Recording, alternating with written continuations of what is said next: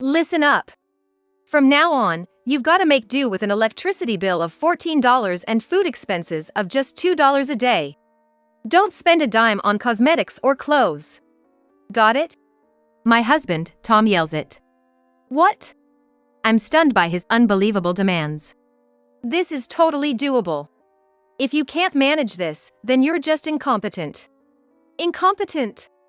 As Tom makes these ridiculous demands, something inside me snaps. Right, who on earth could live on such an amount?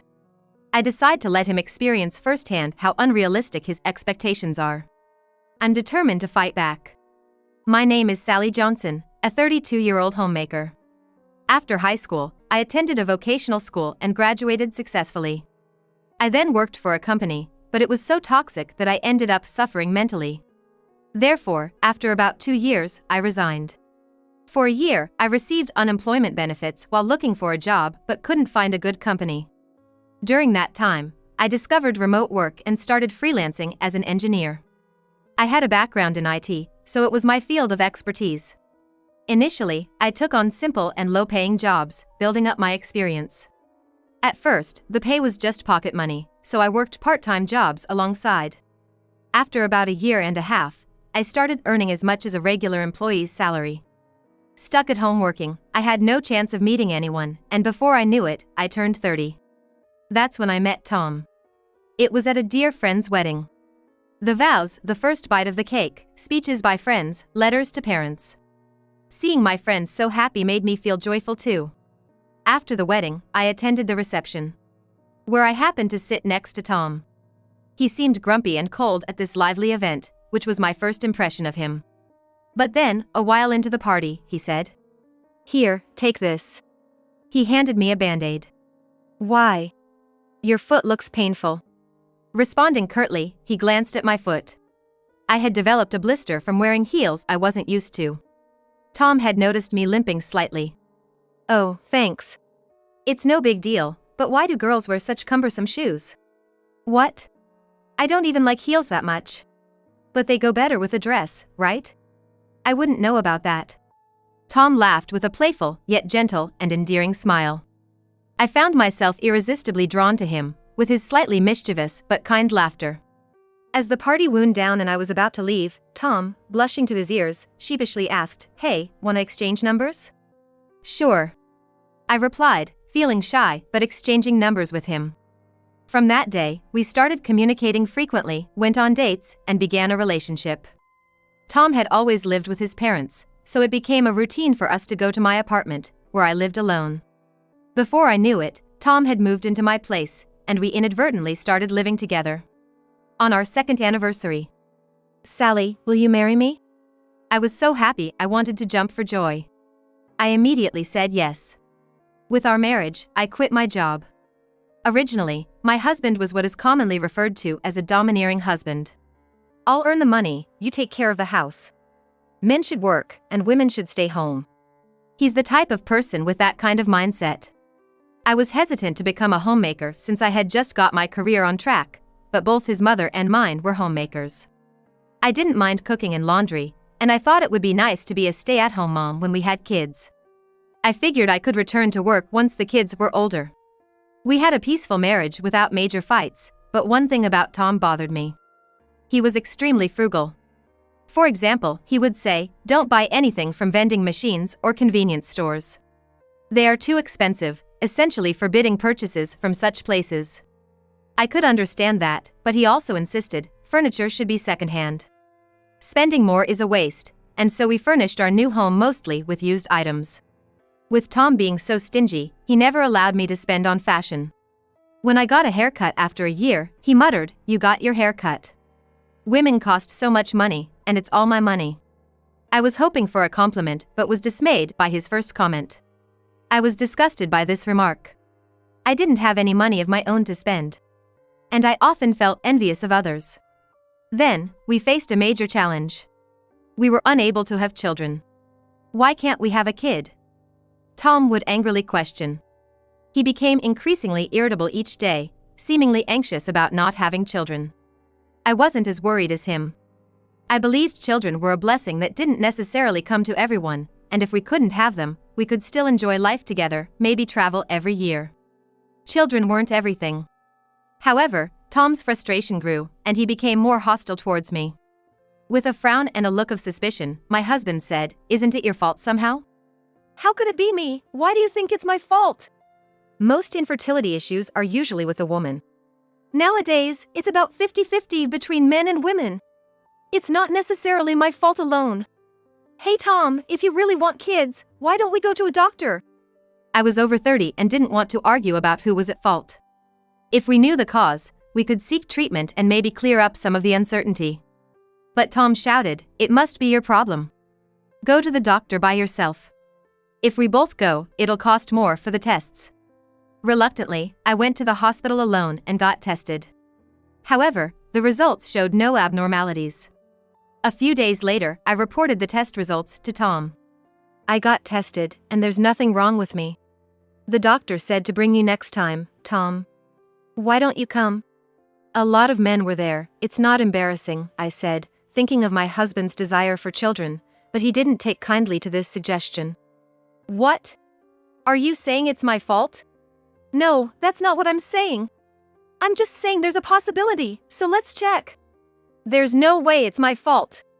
It's probably because you're getting older. They say a woman's fertility drops sharply after 30.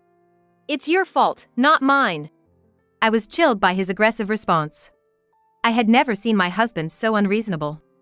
From then on, Tom's behavior started to get strange. One day, I usually would start preparing dinner around 6 p.m. so it's ready when Tom gets home, but that day, due to being busy with errands and visiting my parents, I hadn't started cooking when he arrived. "What? It's this late already?" "Sorry. I haven't started dinner yet," I said, but he snapped, "What? Dinner's not ready yet? What have you been doing all day?" His sudden yelling made me flinch. "I'm sorry." "You have it easy, just lounging around at home all day." "I'm not just lounging around." "Whatever. Don't make me irritated. If there's no dinner, I'm going out for a drink," he said and left. He said that and left. He didn't come home that night. From that day, I became more diligent. I made sure dinner was ready by the time he came home, and did all the household chores without slacking. But no matter how hard I tried, Tom never returned to the kind husband he once was. Lately, he rarely came home, always using work or business meetings as excuses. Eventually, we even started sleeping in separate bedrooms. Our relationship deteriorated to the point where we no longer had any physical intimacy, making the prospect of having children even more unlikely. Despite rarely being home himself, he would say, "You stay at home since I'm working outside and earning. Don't splurge with the money I make," and he wouldn't even let me have lunch with friends. When I wore an old outfit from the back of my wardrobe, he exploded, "Hey! When did you buy that outfit?" "I didn't buy any new clothes. This is an old one." "Fine then, but don't you dare splurge on cosmetics or clothes. Remember your place as a homemaker." "If you're going to say that, then I might as well go back to work." Fed up with his nitpicking, I retorted. "What? Making the woman work would make me look like a failure. Just do as you're told." He shouted and stormed back to his room, slamming the door. Tears welled up in my eyes as I watched him leave. Can this really be called a marriage? I felt like nothing more than a housekeeper without a salary or days off. A housekeeper who gets paid and has days off is treated far better. The idea of divorce crossed my mind many times. I tried to reach out, saying, "We don't need kids.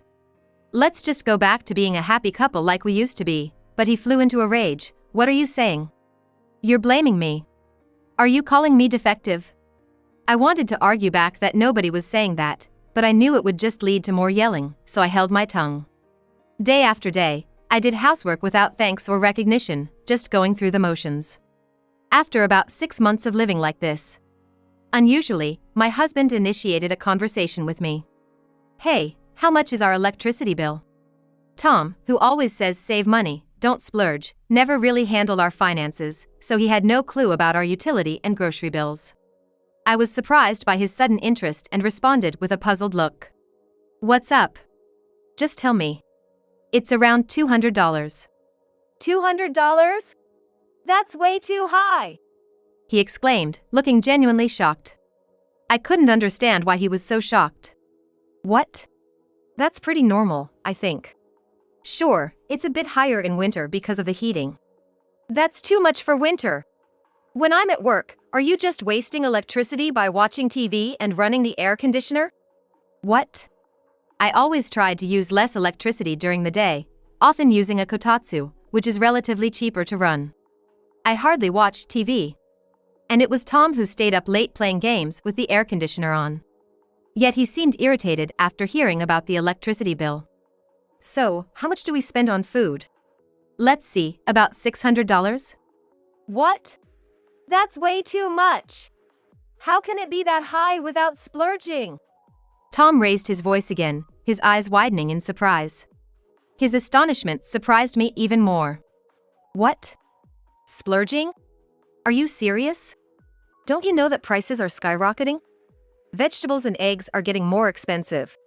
Quiet. I know prices are skyrocketing. Are you making fun of me? He exclaimed. No, that's not it, but... Yes, I'm ridiculing him. Honestly, I'm ridiculing him a lot. I never thought my husband would be so ignorant of the ways of the world. But of course, I didn't say that out loud. You're splurging too much on electricity and food. As a homemaker, you should manage better. Don't tell me you're also spending that much on clothes and cosmetics behind my back. I haven't spent any money on my beauty expenses at all. I too wanted to dress fashionably and desired new clothes and cosmetics. However, knowing how stingy my husband is, he would undoubtedly complain if he found out I had bought such things, saying things like with my money or for a mere homemaker like you. That's why I only bought the bare necessities and tried to save on groceries and electricity bills. Despite all that, I was so frustrated that I bit my lip. Then, my husband said something outrageous. Listen. I didn't let you be a homemaker so you could live in luxury. From now on, keep the electricity bill under $14 and the daily food expenses to $2. And don't spend anything on cosmetics or clothes. Got it? What? I was shocked by his unrealistic demand. That's impossible. Impossible? If you can't do it, it just means you're not capable enough. That's unreasonable. There was no way to live on such a meager amount. Tom, who had lived with his parents until our marriage and never experienced living alone. He left all the financial management to me. He seemed to lack a basic understanding of normal expenses. I was thinking about how to explain this to him when he interrupted my thoughts. But he interrupted my thoughts. What are you staying quiet for? This is why I hate homemakers who can't do anything. If you can't listen to me, feel free to leave this house. Tom's mean words left me stunned. He looked down at me with a smirk. Ah, you have no money, no job, no brains. You're just a useless person who can't do anything without me, and laughed mockingly. A wave of anger rose within me. Tom had really changed. The kind, albeit clumsy, Tom I knew was gone, never to return. His mocking laughter deeply disappointed me. I thought to myself, enough is enough. I was foolish to have dedicated my life to such a man. The next day, Tom, looking satisfied after his tirade, was seen off by me as usual. I told him, You know, Tom, I'll take your words to heart from yesterday. I'll be careful not to waste any money. And I forced a smile. But Tom didn't notice the change in my demeanor. If you understand, that's good. If you change, I guess I can keep you around. With a triumphant smile, my husband cheerfully left for work. I immediately called my in-laws. My parents lived far away and I couldn't see them often.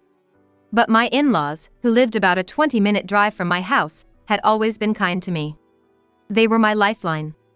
When I told my mother-in-law what was happening, she was shocked and upset. What? Tom said that. Why didn't you tell us sooner? Making you suffer like that. I could hear her voice shaking and crying with anger over the phone. Her kind words made me tear up too. I've been a homemaker for years, and Sally, you've been doing great and saving a lot. Tom just doesn't understand. I calmed down my panting mother-in-law, asking, Can you help me with something? She readily agreed, saying, Let's show him what happens when you anger a woman. She was even more enthusiastic than me. That evening, Tom returned home at the usual time. Usually, when he texted "I'm coming home," I would warm up dinner and unlock the door, but not today. Thinking the door was unlocked, Tom rattled the entrance a bit, then used his key to enter. "Hey, Sally! Why didn't you unlock the door?" he yelled, stomping down the hallway. Stomping down the hallway, my husband opened the living room door and instantly let out a scream. "Ah!" I sat at the dining table with candles lit. I said quietly, "Welcome back." "What are you doing? Why haven't you turned on the lights?" "You said to keep the electricity bill under $14, right? Since our house is all electric and there are basic charges, using any electricity would go over the limit. So, I canceled it." "What? Canceled? Stop lying. What kind of nonsense is that? Damn it!" Tom fumed, clicking the light switch in frustration. Of course, I hadn't actually canceled anything. I just turned off the breaker. But Tom, clueless as he is, wouldn't realize that. Clicking it repeatedly won't change anything. "You really canceled it? Why would you decide that on your own? Normally, you'd consult me." "Oh, but I have a flashlight and candles. See, this way we can stay within the $14 limit, right?" I said, feigning innocence. Tom sighed deeply, visibly frustrated. "Fine, whatever. Hey, what about dinner?" "Dinner is ready, here you go." On the dining table lit by candles, there was just one cup of ramen noodles. "What the heck is this?" Tom's eyes widened in shock again. Calmly, I replied. "You said the food budget is $2 per day. So, today's main dish is ramen noodles.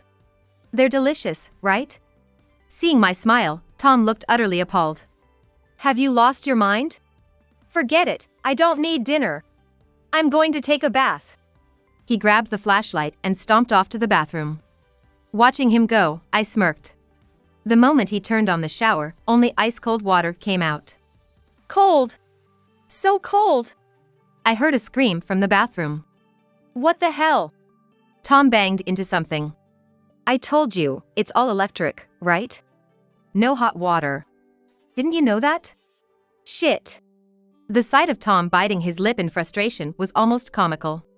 While he shivered from the cold, I quickly collected his flashlight and clothes and returned to the living room. From the bathroom, I heard him, "Cold, I'm gonna catch a cold. Where's my towel? My clothes? Hey, Sally. Sally." Tom, always relying on me for post-bath preparations, was clueless without his towel and clothes. He came into the living room, dripping wet. "Hey, why didn't you come when I called? Where are my towel and clothes?" He sneezed, chilled from the winter cold water. "Towel? Clothes? I threw away your old pajamas because they were tattered.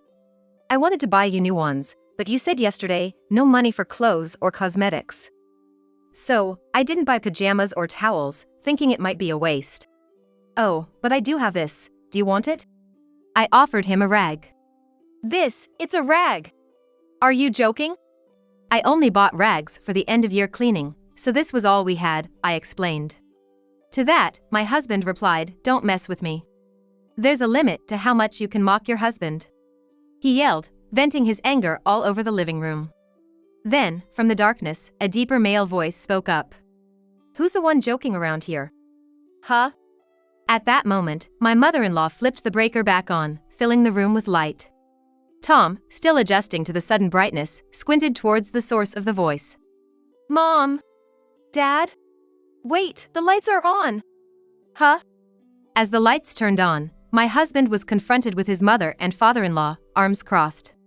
He seemed unable to grasp the situation and panicked, still completely undressed. My mother-in-law, seeing Tom in his bare state, scolded, "You're the worst, showing us such an indecent sight," and threw his pants at him. Unfortunately for Tom, the buckle of the belt hit him right in his sensitive area. "Ouch," he cried in pain, writhing on the floor. I couldn't help but let out a snicker at the sight. I realized it was too late to regret. "Sally. You laughed, didn't you?" Tom glared at me, still in pain. Then my father-in-law intervened, "Don't look at Sally like that." "I'm sorry." Tom, scolded like a rebuked puppy by his own parents, quickly dressed and sat down. "We came to talk to you because we heard you were saying some nonsensical things. Right, Mom?" That's right. And look at this mess. I'm so ashamed as a mother. Talk about what? I'm just an incompetent housewife, so it's impossible for me to cut down the electricity bill to $14, food expenses to $2 per day, and spend nothing on cosmetics and clothes. That's why I asked your mom, who is an experienced homemaker, and my own mother to come over. My mother? Just then, my mother, who had been waiting in the bedroom, appeared. It's been a while, Tom. Tom's face turned pale as he saw my smiling mother. You too! I'm an experienced homemaker, but even I can't live on the budget Tom suggested. Right? Exactly. Our foolish son here doesn't seem to understand that. Tom, can you explain how to manage within such a budget? I'm incompetent, so I don't know. Please teach us. Both my mother and mother-in-law approached Tom, looking furious. Tom was sweating profusely despite the winter cold. He seemed unable to stop sweating. I'm so sorry. He finally apologized to me. Then we heard his phone ring from the living room. Realizing something was wrong, Tom looked alarmed. My father-in-law hurried to answer the phone and put it on speaker. Hey, Tom. You called earlier, saying you were coming over, but you haven't arrived yet. I'm getting tired of waiting, a sweet female voice came through. Tom. All four of us glared at Tom in unison. No, it's not what it looks like. My husband, with his eyes darting around in confusion and agitation, remained unsettled. Meanwhile, from his phone, voices kept calling out to Tom. Hello? Are you there? May I use his phone? I took my husband's phone from my father-in-law and answered the call myself. Hello, is this Kate? Who are you? The woman's voice dropped in tone. I'm Tom's wife. He's been a handful, hasn't he? I'm offering this worthless husband to you. Just so you know, I'll be expecting alimony from you too, so be ready when the paperwork arrives. I hung up abruptly. Tom, whether from cold or fear, started trembling uncontrollably. In the end, when confronted, my husband admitted that it was his mistress. Kate suggested these impossible financial limits. Kate, a 21-year-old junior from his hometown. It seems that when I suggested he go to the hospital and he was irritated, he started complaining about me to Kate. Before he knew it, she went from being someone he vented to a mistress. She was still living at home. Claiming ignorance, she had told my husband, I wouldn't waste money like your wife. She suggested unrealistic living expenses and insisted I could do it. I couldn't believe how gullible Tom had been. Neither of them had ever lived on their own, so a little internet research would have shown them how impossible those figures were. Who's the incompetent one now? With a broad smile, I said, Tom, let's get a divorce, shall we? And presented him with the divorce papers I had prepared. Think it over, okay, he pleaded. Too late for that. His pleas for me to reconsider the divorce, or at least waive the alimony, were cut short when my father-in-law gave him a firm slap. Tom covered his face, tears welling up in his eyes. What are you doing? Stop this nonsense. Under my father-in-law's stern gaze, Tom signed the divorce papers and agreed to pay the alimony in full. A week later, the divorce was finalized. Thanks to the intervention of my in-laws, it was decided that my husband would pay me a lump sum of $20,000 as alimony. I also received $14,000 from Kate, resolving everything amicably. My in-laws said, We'll miss you, Sally, but go find happiness with someone better than our foolish son. I replied, Please don't say we won't meet again. I've come to see you as my second parents. May I visit you again? They were overjoyed, tears in their eyes. As for Tom and Kate, I neither know nor care what became of them. I don't want to know and have any interests. I only wish them the unhappiness they deserve. As for me, 2 years after divorcing Tom, I found a new boyfriend. He's kind and treasures me.